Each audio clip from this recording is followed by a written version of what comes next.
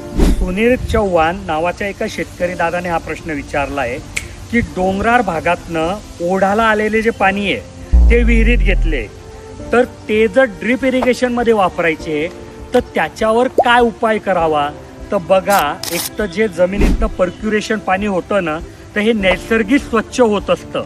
तर मला जितका अनुभव आहे की अशा ओढ्याच्या पाण्याला आपण स्वच्छ पाणी म्हणून मान्यता देतो. तर याच्यात एक तर कुठल्याही प्रकारची घाण येत नाही.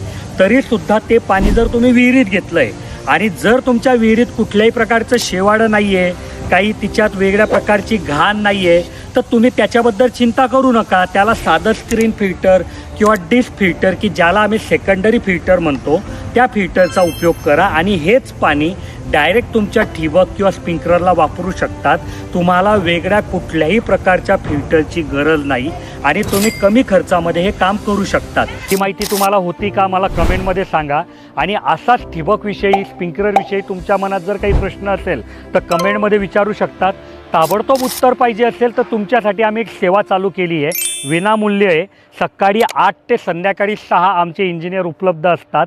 तुम्ही त्यांना कॉल करा. तुमच्या मनातला जोही प्रश्न आहे त्या शंकेचं निरसन त्यांच्याकडनं करू शकतात.